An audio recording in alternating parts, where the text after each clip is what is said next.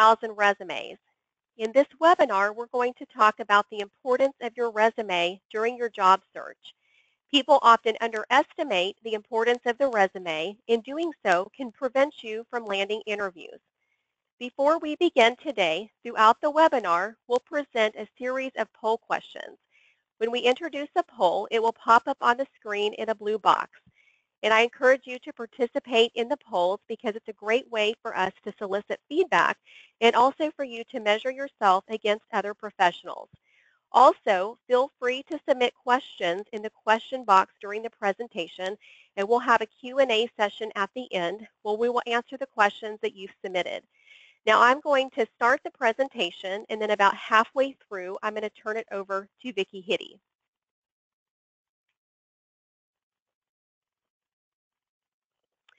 Now, you have to keep in mind that there is a certain ebb and flow to the hiring process. One stage of the process leads to another stage, which leads to another stage. And specifically, this is how it typically works. Your resume helps you to land a telephone interview. The telephone interview helps you to get a face-to-face interview. And the face-to-face interview brings you closer to an offer of employment. As you can see, the process starts with the resume. In fact, your resume can be considered the launching pad for your job search. And the purpose of your resume is to land an interview and to land as many interviews as you can. In this webinar, we're going to talk in depth about the best ways to construct your resume. But before we do that, I want to address what your resume is not. Your LinkedIn profile is not your resume. I know that some people believe that their resume and their LinkedIn profile are the same thing. And that's because as a recruiter, I have asked professionals to send their resume to me, and they've responded with, well, see my LinkedIn profile. When a recruiter or a hiring manager asks you to send your resume, you should send your actual resume to them as an attachment in an email. I also recommend updating your LinkedIn profile at the same time that you update your resume and to keep them both consistent. But LinkedIn has definitely not replaced the resume in terms of its importance. People who try to use their LinkedIn profile in place of their resume are creating roadblocks for themselves in the process. And I have two stories that illustrate the importance of keeping both your resume and your LinkedIn profile updated. I was working on a search for one of our clients, and I had a suitable candidate for the position. This was an individual who had worked at the same company for 20 years. However, he had not updated his resume during the whole time over the last 20 years that he was working for his employer. And as you can imagine, he had a difficult time remembering everything that he had accomplished over the past 20 years, and it took him about 2 weeks to update his resume. And even then, it probably was not as good as it could have been if he had kept it updating along the way. Unfortunately, he did not get the position, and the fact that it took him so long to get his resume ready, and when he got it done, it just wasn't as good, like I said, as it could have been if he had updated it. I recommend updating your resume every 6 months. 1 year at the minimum, but you'll want to update it along the way. Every time you have an increase in responsibilities or you do something new that you're proud of, your accomplishments, you want to keep it updated. So twice a year is a good rule of thumb. And then secondly, I also recently submitted a candidate to one of our clients, and one of the first things that our client did was to check the candidate's LinkedIn profile. The problem was that their profile did not include the candidate's current employer. In other words, the profile was out of date. The LinkedIn profile listed a different employer than the employer that was listed on his resume. And even though this was a solid candidate with good credentials, the hiring manager rejected an interview with him because he said the candidate was not current with technology. And also it was confusing because he listed two different employers, one on the LinkedIn profile and one on the resume. When you submit your resume, assume that the hiring manager or the recruiter is going to look at your LinkedIn profile after they receive it. And more than likely, they are looking at your profile on other social media outlets too, like Facebook or Twitter. So be mindful of how you present yourself on social media across all the platforms. And I recommend setting your Facebook to private so that the whole world cannot see what you're posting. You just want your connections to see what you're posting. Because we've had numerous situations where candidates have applied for positions with different animal health organizations or veterinary companies, and the hiring manager has gone on Facebook and found pictures of things that they did not like, or pictures that they just felt were inappropriate, or posts that they thought were inappropriate. So we now have a poll question here. So let me get the poll question pulled up.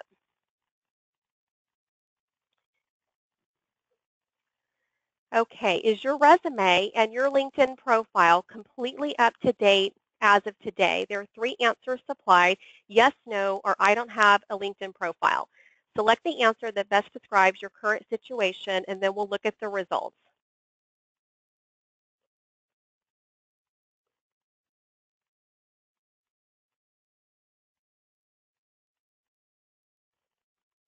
Okay, I'm going to close the poll in just a few seconds.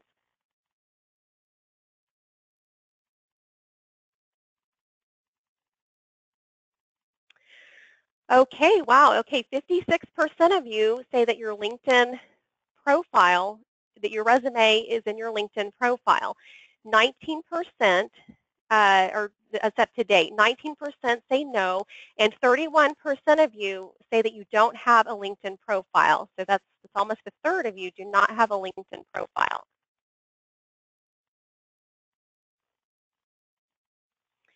Okay, so now that we've discussed what your resume is and what it isn't, and I just want to make sure, okay, you can see my screen. Okay, so the next thing is that let's address how you should construct your resume. And specifically, I'm going to present some do's and don'ts for constructing your resume. I've had 20 years of experience in the recruiting and search industry, so when I make these recommendations, I'm doing so with one thing in mind, and that's to help you land more interviews. That's the #1 goal of your resume, is to get your foot in the door with an employer.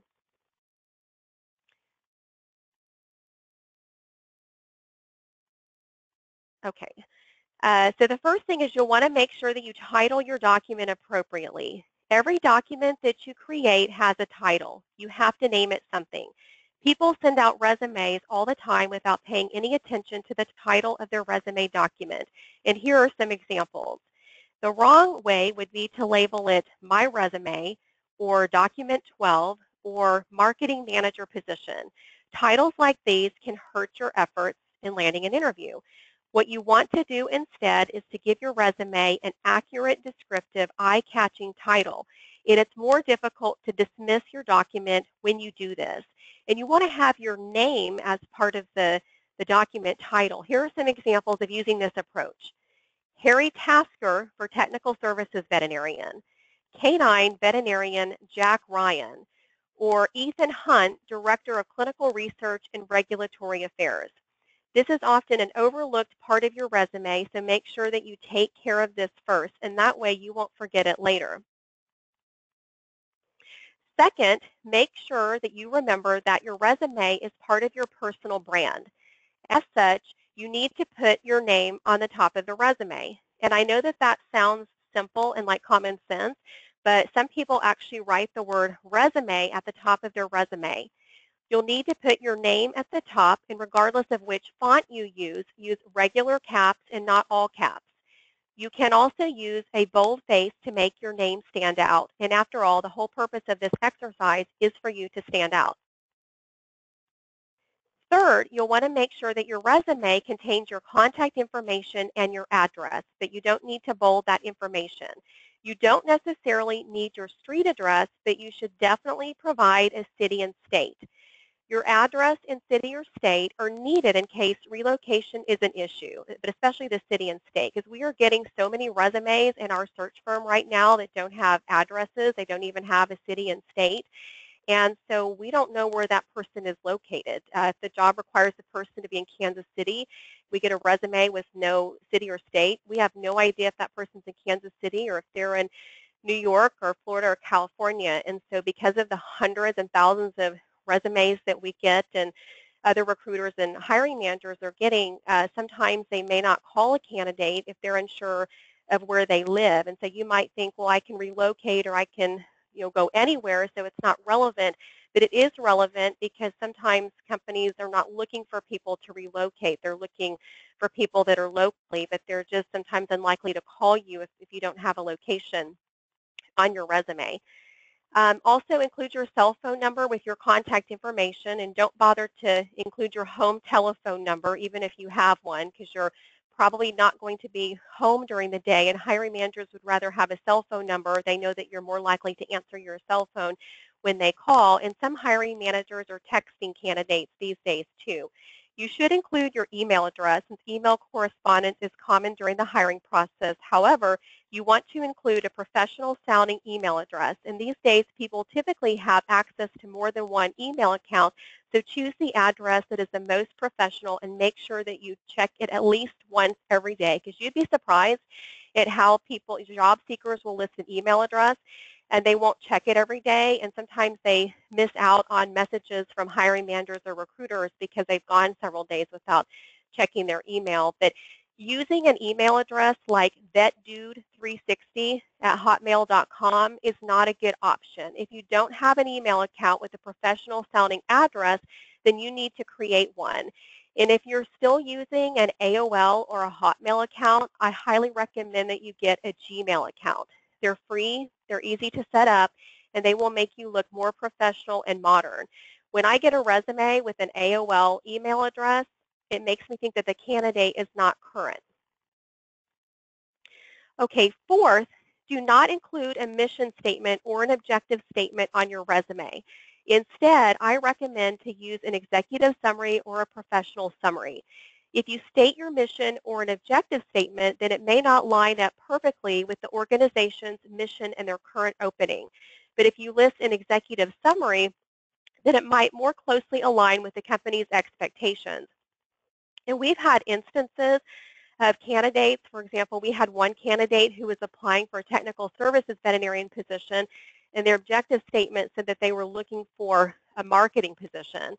So if you're and here's the sad truth. I mean, this is, companies don't really care what your objective is. They only care about their objective, which is finding the best person for the position they have open. So if you're putting an objective on there and it does not line up with their current openings, they may not think you're interested, even though they may have other openings that you may qualify for. And fifth, when you list your work history, it's important to list it in reverse chronological order and make the work history as relevant as you can to your job search. And I also recommend tailoring the resume to the specific job for which you are applying. Lately, I have been seeing more resumes listing the work history in chronological order instead of reverse chronological order, where candidates are putting their job right out of college at the top of the resume, and it makes it look as though the job they had right out of college is the current job that they have now. And it can be confusing and misleading, especially if the person looking at the resume is only looking at it for just a few seconds. Because think about that. I know Vicki will talk about that later, about how long a recruiter or hiring manager is actually looking at your resume, but they're expecting that the job that's listed at the top of your resume is your current position. Now, one question that I've received quite a bit over the years is one about gaps in work experience. And at one time or another, many people have had a gap in their work history. If that's the case, include something that you did during that gap that would add value to your resume. And it could be something related to volunteering or charity work of some kind. But don't make it appear as though you just simply disappeared during that time period. And six, don't write references available upon request on your resume. These days, it's understood that you're going to have references ready should a recruiter or hiring manager need them. But that's an outdated statement that was common 20 years ago, but not today. And seventh, I'm almost surprised I have to mention this, but I do because it still happens, but don't include personal information on your resume because it is completely irrelevant. That would include your ethnicity, your religion, your children. We've had candidates that will list the number of children that they have. They'll list the names, the ages, or the date of birth. We've had candidates that have listed their marital status. don't do that because that doesn't demonstrate anything to the hiring manager about why you should be hired. There's also no reason to include your salary information because that could hurt you during the salary negotiation stage of the process. And finally, and I'm surprised I have to mention this too, but I do because we do get resumes where people list their Social Security number on them, and that is a security hazard if your resume ends up in the wrong hands. And again, it's just irrelevant. It's also not a good idea to put personal information like this on your LinkedIn profile. And in talking about LinkedIn profiles, it's important that you have a professional-looking photo on your profile. Don't put up your wedding picture or a picture of your family on their vacation. And I think it's worth it, too, to hire somebody, hire a professional photographer who's going to take a picture of you in professional attire. I think it's a worthwhile investment. At this point in the webinar, I'd like to talk about what is known as applicant tracking systems. Employers use applicant tracking systems to help sort through the many resumes that they receive for their job openings. And employers believe that the applicant tracking system, or the ATS, will weed people out and act as artificial intelligence to separate the qualified candidates from the unqualified ones. However, that's a big problem with the candidates because sometimes the ATS weeds out good candidates due to the fact that the candidates have poorly written resumes, even if they're a qualified candidate. So do not include a photo of yourself on your resume, and you'd be surprised at how many people will put a photo of themselves on the resume. And unless you're applying for a job as an international model, it's not recommended, but also including your photo can throw off the applicant tracking system where it will not import your resume properly because the applicant tracking system, they're just looking for words, for keywords, for text. So it would almost be like you never applied for the position at all. And if you're putting any kind of graphics on your resume, and we see this often with people that work in marketing, they'll make their resume look really fancy. I even saw a resume the other day where they put text up the left side and then across the top and then down the right side. But the problem with that is the applicant tracking system, they don't know how to import that. And like I said, if it even gets put in there, it'll get lost and it'll be like you never applied for the position at all. And next, I know that some recruiters may not agree with me, but I highly recommend not presenting a PDF of your resume. I recommend presenting a Word document instead. And the reason is that there are so many different types of PDFs that there can be formatting problems. And once again, the applicant tracking system may have problems importing it. And PDF formats make it hard to search for keywords on the resume, especially if the resume is protected. And our company, we use a cloud company to manage our applicant tracking system. And the company that we work with, they manage 200 recruiting firms' applicant tracking system. And I've talked to the owner about this numerous times. And he said that all 200 of his clients have a really hard time with getting PDF resumes to parse correctly so that when the resume goes into their applicant tracking system and they're trying to search for keywords, they have a hard time, and then sometimes they cannot find those resumes. So that's why I highly recommend a Word document instead. Now, what you do want to do is to make sure that your resume contains the appropriate keywords related to the position. Now, you don't want to stuff the resume with so many keywords that it's difficult to actually read, but you do want to include enough of the keywords that both the applicant tracking system will screen it and will also grab the attention of the hiring manager.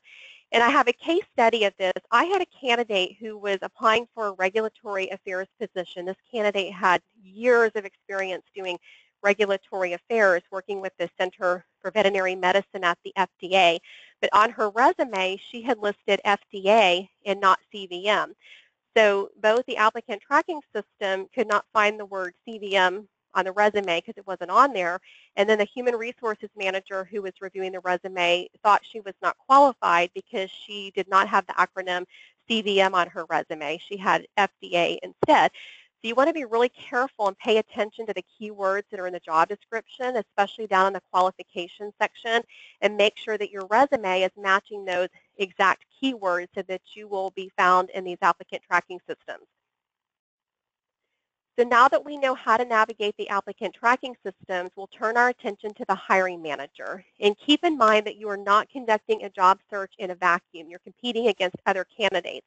So even if you make it past the ATS and the first round of cuts, you're still competing against other good qualified candidates. And that means that you must create a resume that will have the most impact and do a great job of showing why you are worthy of a face-to-face interview. And you must tailor your resume to the job for which you are applying. And some candidates will send the same resume for every job, and that is not the best approach.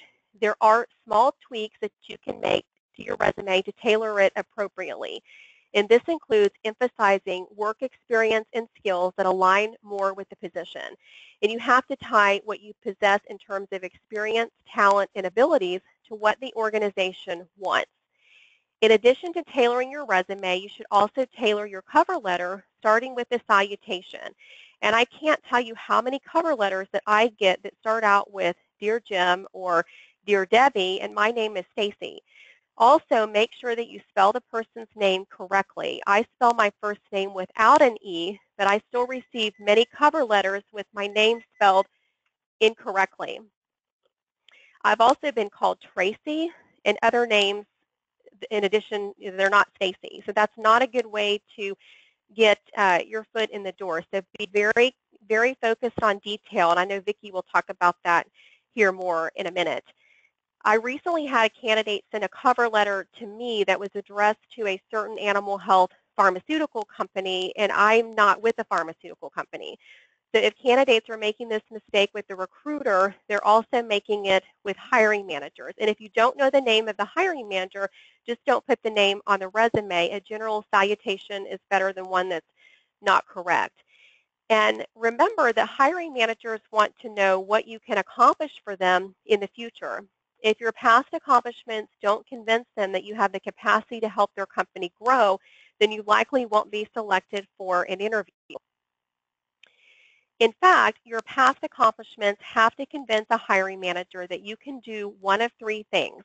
And these three things are what motivate a company to hire somebody and not somebody else.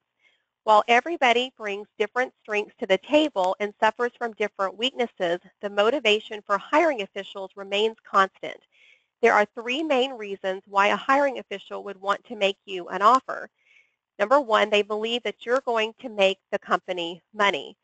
Secondly, they believe that you're going to save the company money. Or third, they believe that you're going to add value to the company in some way. How do you convince hiring managers that you can do these things? You first do it with your resume and then during the face-to-face interview. In both cases, your goal is to use your past accomplishments to illustrate how you made your current and past employers money, how you saved your current and past employers money, and the value that you added to your current and past employers. So now we have another poll question here.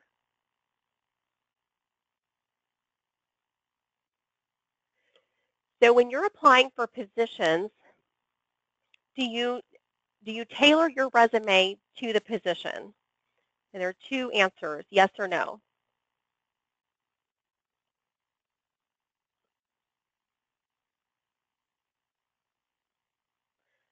Okay, I'm going to close the poll. Okay, and good. It looks like 74% of you said yes, that you do tailor your resume to the specific position. I'm really pleased to see that. And as if 26% of you say no. So think about doing that the next time you're applying for a position, is tailoring it to the specific position.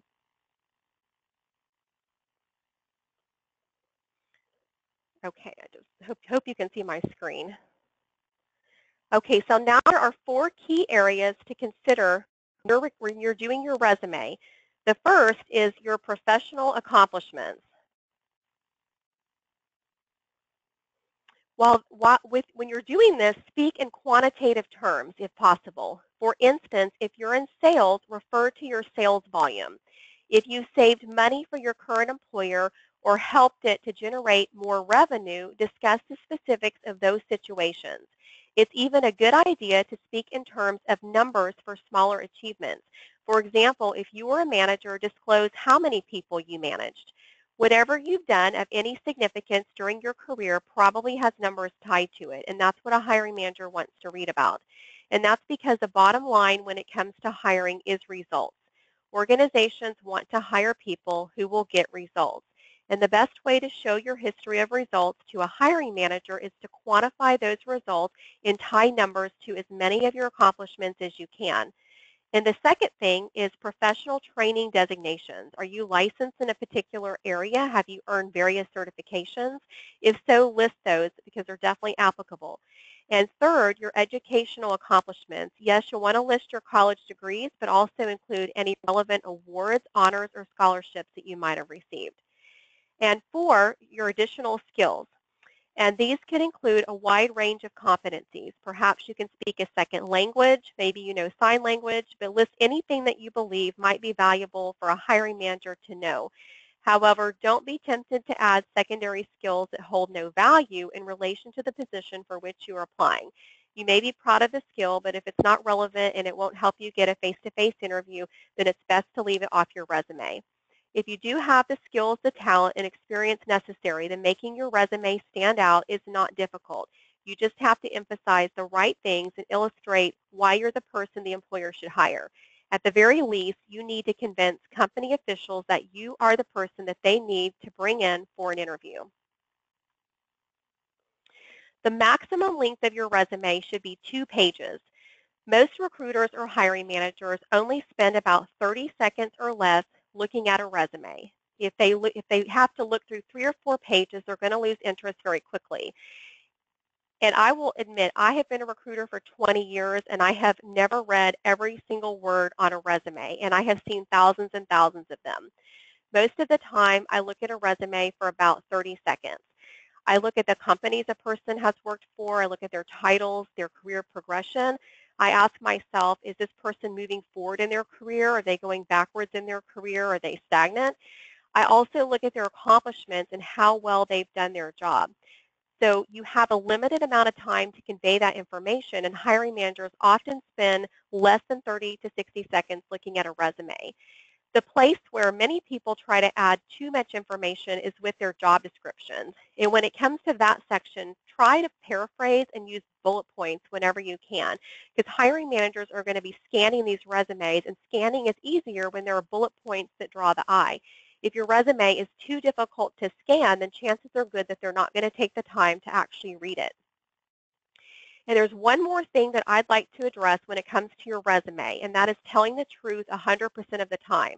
I know that some people are tempted to exaggerate about their work history or their experience, but that's a bad idea. And according to a Career Builder survey of more than 2,500 hiring managers in the summer of 2015, 56% caught candidates lying on their resume, and the most common lie was about skills or capabilities.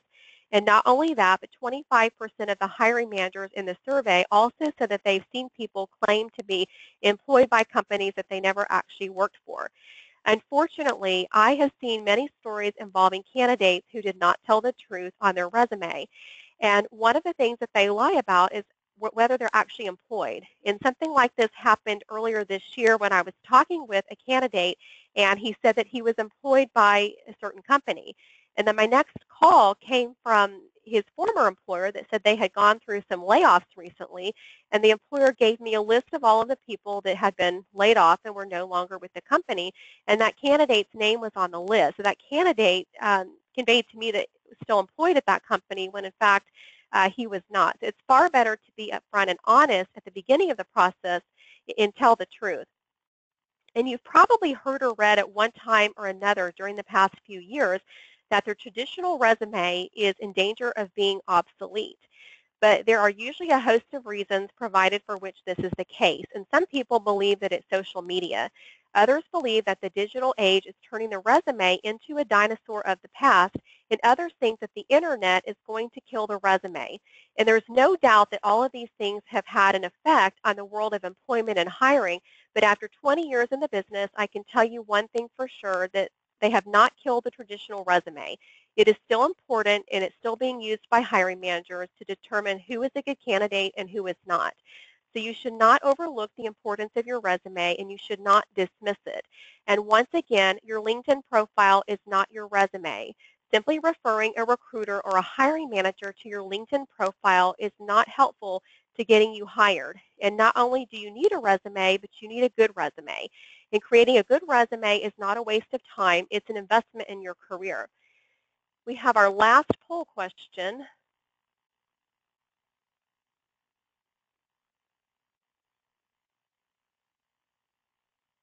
Okay.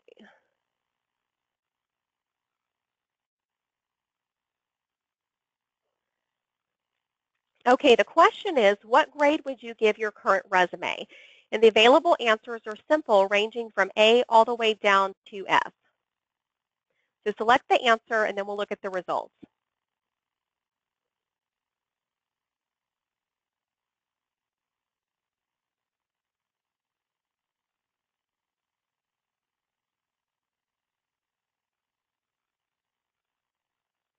Okay, I'm going to close the poll. Okay, it looks like 15% of you would give a letter A to your resume. 60% would give a B. That's pretty good. 15% gave a C, 0% D, and 10% of you gave an F.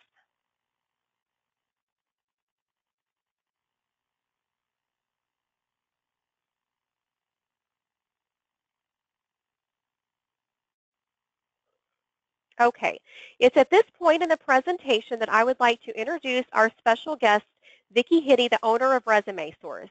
Vicki has been writing resumes since 1986 when she was employed by Professional Resume and Writing Service. She has successfully built a resume practice from a one-person operation to one with multiple locations. Vicki is also the author of Capturing Success, a book about thinking through the job search process. I'd like to thank Vicki for joining us today and also to turn over the presentation to her at this time. Stacy, thank you. That was good information about resumes that you've been giving folks. Your resume is it's the ticket to the interview, and it's what opens the door. Resumes can be riveting in their design, and riveting doesn't necessarily mean flashy. It means it's drawing the eye to what you want them to see. It's very important that you pinpoint a resume format that works for you, that's effective for you and your industry. Many industries require one format over another, and so it's important to find what the recruiter wants to see and what's standard in the industry. Revamping the structure of your resume, you're telling a story, and you want people to see that you're very competent in your skill set. And knowing when it's time to challenge conventional wisdom on a resume. And sometimes everybody will tell you, always do it this way or never do it that way. But what you're looking at is how do you deliver a resume that's going to work for you.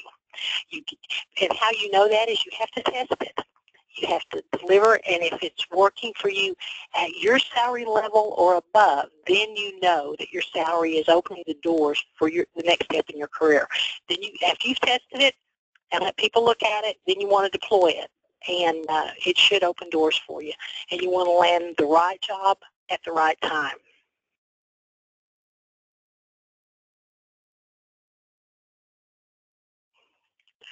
One of the things that I found to be very helpful in building a resume, and I've recommended this for years, is that you have either some point of information collection, and that could be I've had people use file folders, I've had people use notebooks with page protectors, I've had them do digital portfolios where they keep copies of their degrees and their awards and all their congratulatory emails and their certificates. And even in this file, you need your old, outdated resume because it shows where you've been and where you are currently. And you want a list of contacts. Over the years, it's been amazing to me that people would come into my office and tell me, I had a recruiter contact me when, but I don't have an industry-specific recruiter. But I do not know how to get in touch with that recruiter because I didn't keep the contact information. It is very important that you maintain good, accurate records as you're going through your job search process. That includes your education, your work history dates, professional organizations, civic and community activities, a list of the 5 reasons to hire you. And at this point, we also want to talk about your strengths, or the 5 reasons to hire. Let me go back to the 5 reasons to hire you. Why would you? What are the 5 reasons that someone should hire you for the position that you're applying for? You need to think that through and come up with what aligns with the job description. And also, what are your 5 strengths?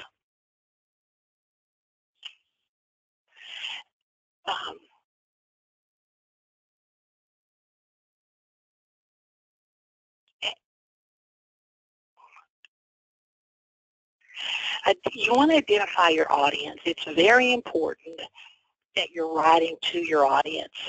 I always ask, is your resume working for you at the targeted salary level? It's very important that you are either at your salary level or above.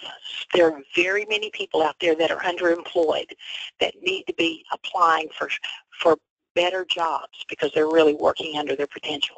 Every resume is a work in progress, and they all can be made better.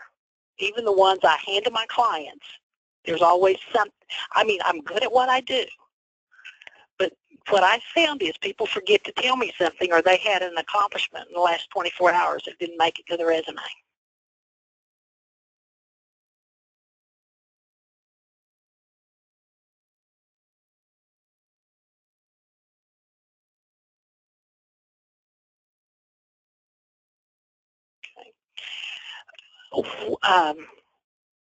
And as you're looking at your old resume, what do you like about the format?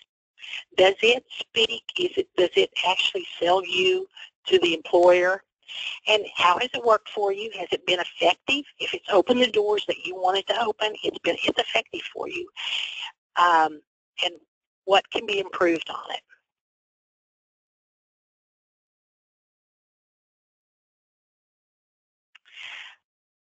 You want to compile a list of your projects and how you've shown leadership and distinguished yourself as a leader on a team. You want to have some areas where you took the initiative, where you anticipated needs, and then you took the initiative on a project. You also want to give examples of how you've delivered results, and then you want to make sure that you know in the back of your mind what factors distinguish you from the other candidates in the candidate pool.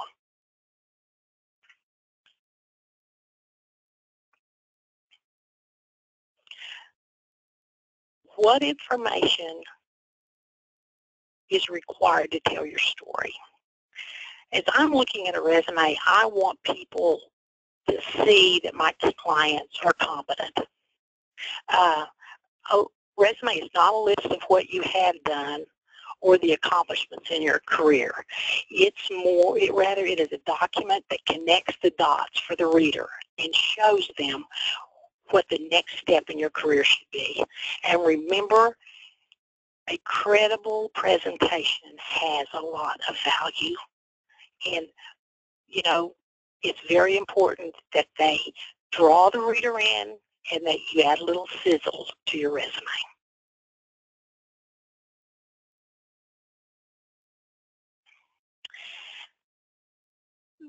Researching the layout. Contact information is very important. And the objective versus using an objective, because it is out of date, a profile or a brief that kind of holds your skills and brings them to the forefront. Education and training, if there's education and training or certifications that you've received that put you in a different category of candidates, you want to obtain all the education that you can get and make sure that's showcased. Then also the career experience, the name of the employer, the city, the state, dates of employment, 3 to 5 bullets, your accomplishments, and making sure that you tell them the size of the territory and dollar volume and customers, if you've trained people, if you develop new accounts, and then you want to talk about any of your technical skills. Margins are very important. I remember a gentleman bringing me a resume with a 0.3 or 4 margin, 0.3 or 4 inch margin all the way around it. This was not a document that you wanted to read. And I can usually tell by looking at the margins on the resume if I want to pick it up and read it. 1 inch margins are probably ideal. Sometimes you have to expand them a little bit. Font size, you want to make sure that you're using something that people can read. And I don't like to go, but it depends on the font you select. I like an 11 or a 12 point size font, because even the youngest resume screener gets tired eyes after they've read 200 or 300 resumes. You want consistency of font, and the position on the paper of your resume, the most important information needs to be in the top 50% on the top half of the fold, and it needs to be compelling, and you need to distill what you can do and what you can deliver, the results that you can deliver for the employer in that top 50% of your resume. While I will write a 2-page resume, and occasionally I break the rules and I will write a 3-page resume, the only thing that people have to read to determine that you're qualified is that first page of the resume. Everything else is just additional information. So when you're writing it, make sure everything that the recruiter needs to know about you is on that front page of the resume. I want the reader to see that you're valuable and you're a competent candidate. And I want to accent your potential and while showing your career history.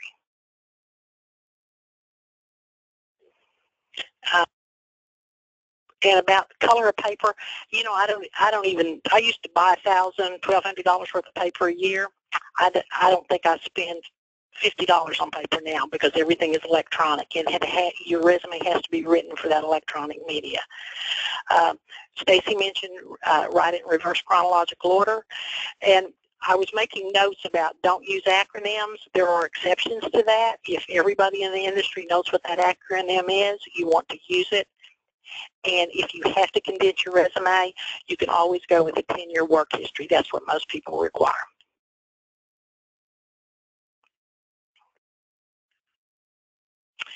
On weighing your words, you want to use action verbs.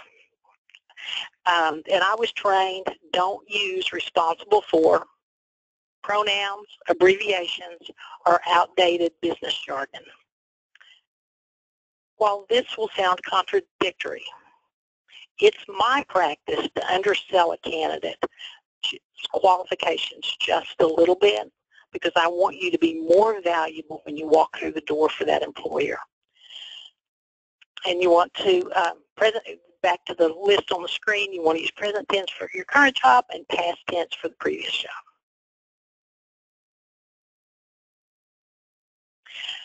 And collecting information about your accomplishments is essential.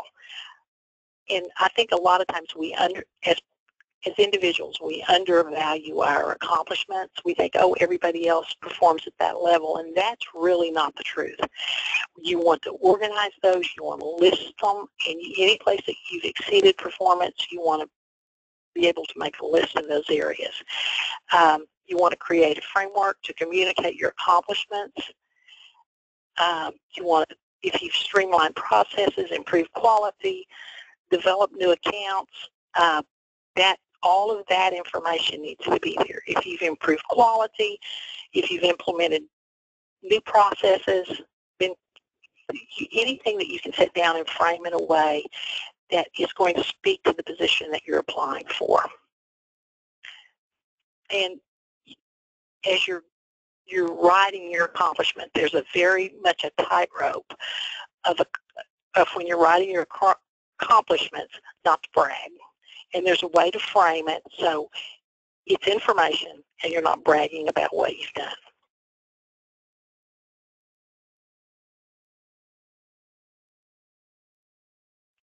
any time that you can include numbers on a resume, it will draw the eye. And as I'm looking up on the screen, that 10% and that 15% draws my eye, not the words that are there. If you were Rookie of the Year, you want to make sure you've included that. If you double sales, and if you've increased sales in your territory by a certain percentage or added X number of new customers or distributors, make sure the numbers are there.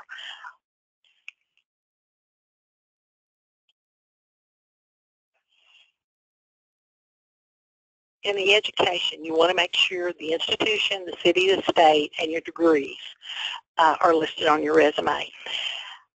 I usually use GPA if a candidate has less than 6 years of experience. If you have more than that, I'll let the experience speak for itself.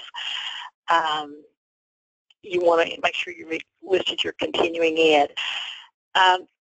This is kind of something that I use when I am Vicki's rules on writing a resume. If you have 1 to 6 years of experience, I will use more details around your education.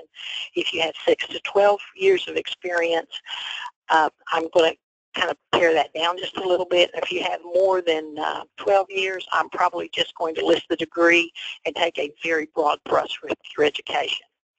But you want to list what's relevant to the position, and if there's some additional training that you've had, you want to make sure you list that too. The other relevant information is really customized to the individual. If you've done something that adds strength to the resume, you want to make sure that is there. Military experience, licensing, certificates, awards, recognition, foreign language, volunteer experience, community involvement, all this is very important. And companies are hiring the total you, and they usually want people that are giving back to their community as well and contributes across. They're looking for people that contribute across multiple areas.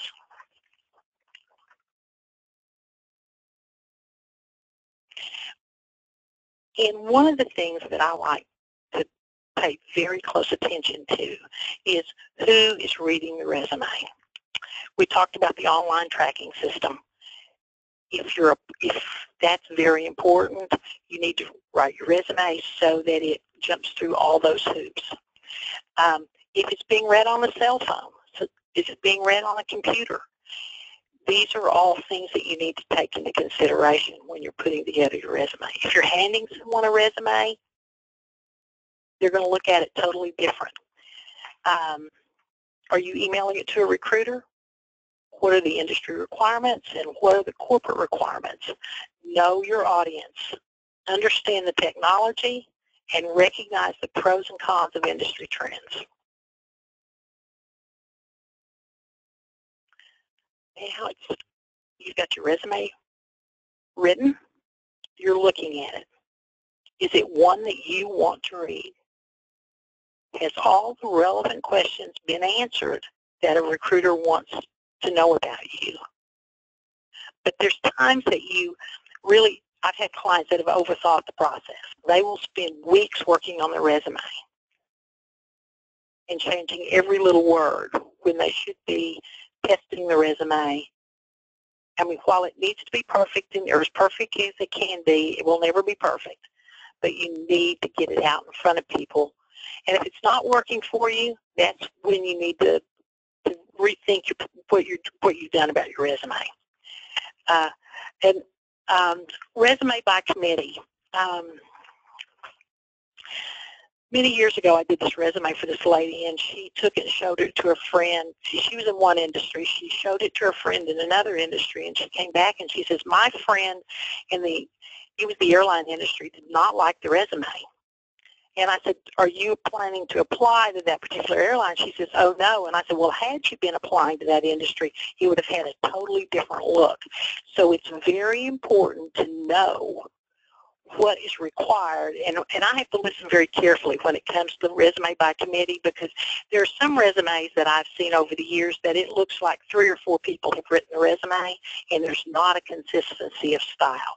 And you want to make sure that the writing style and the formatting is very consistent from one job to another.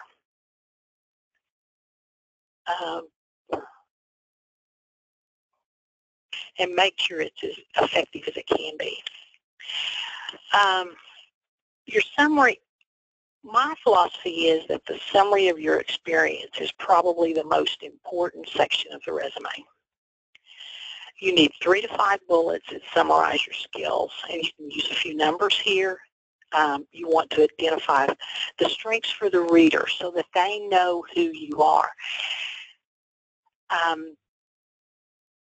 And objectivity is very key. What does the reader want to know about you? Are you qualified? Can you deliver results? And rarely do we see ourselves as others see us. So sometimes it's very important to hand your resume off to somebody that you trust that can look at it and say, yes, this is who you are. But normally what you hear is, why didn't you include this and why didn't you include that? You know, with all the resumes I've written over the years, when I write mine and hand it to somebody that knows me, they tear it up because I don't see myself in the same way that they see me. So it's important, especially if it's a positive thing, that you want to incorporate something different. Good resumes are the roadmap for the interview, and questions will naturally rise when that summary is written correctly, and you will be able to anticipate questions during the interview process. What 5 words summarize your expertise? And you need to have in the back of your mind what those 5 words that tell the reader about who you are and what you can deliver. I think you need a good checklist on when you look at your resume and you look at your job search process. Are there action results-oriented phrases, quantifiable outcomes? Is it in chronological or a reverse chronological order? And you go through this list and you've proofread the document. You know, there's nothing any more embarrassing than have a typo on one. You want to make sure your cover letters, you've got your cover letters, your reference list, your voicemail. Stacy mentioned a professional email. You want to even have letters, sample letters for thank you for the interview, so you can send those immediately when you walk out. You want to, but as you've looked at all that, you want to also think through the telephone interview process. I've always suggested that my clients, well, this was when there were landlines. I keep a copy of your resume near the phone. With your cell phone, you may need to keep it where you can get to it on your cell phone and refer to it if somebody is asking you questions. You've got to be prepared for a panel interview. Many of the different kinds of interviews out there. And if your resume is well written, it will be the roadmap for those interviews. Stacy, thank you so much. Okay, thank you, Vicki. All right, well, that was great. I think, Vicki, there was one more slide. Oh, there's one more slide. I'm so sorry. Don't tell anyone that I told you this. Exceptional resume writing is much like a fancy layered cake. Your experience, your education, and it all fits together. Maybe like a puzzle might be another way to put this. What you have done, your educational foundation, what you can do, what the industry expects, and even down to the economic climate and the influencers around it, the economy. And you need to know what the power words are in business jargon in your industry. And in some cases, is your personality reflected on your resume? And make sure the recruiter understands your work ethic. And I know this is a cliche, but you only get one chance to make a good first impression. Well, thank you, Vicki, for all of that great information. And remember to visit resumesource.com, and I'll put Vicki's contact information up here if you want to jot that down. Now, if you have any questions for me, you can send me an email, and I'll put my address on the next screen. If you have any questions about resumes, you can contact Vicki. Now, if you're interested in Vicki's resume writing and editing services, and if you mention the Vet Recruiter in either a call or an email, Vicki's going to give you 10% off of her resume services.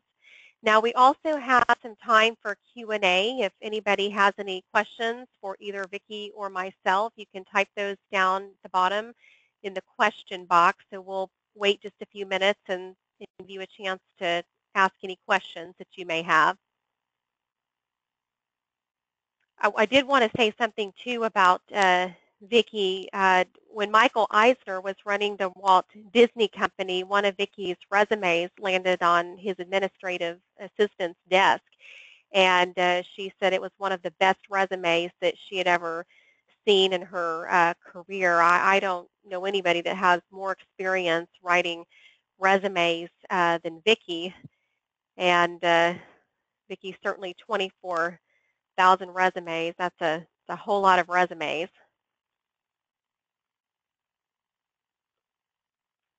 So we'll leave it open for just another minute. If you have any questions, please type them in. I don't see any questions yet, but we'll wait just another minute. I also want to mention that if you're interested in any career tips, you can sign up for our website. We have a monthly newsletter. We also send out hot jobs around the middle of the month, and we send out a newsletter at the beginning of the month that also includes hot jobs, but also advice for your career. And you can sign up on our website. I've listed our website here. So I don't see any questions. So if you do have any after the webinar, like I said, feel free to email me or Vicki.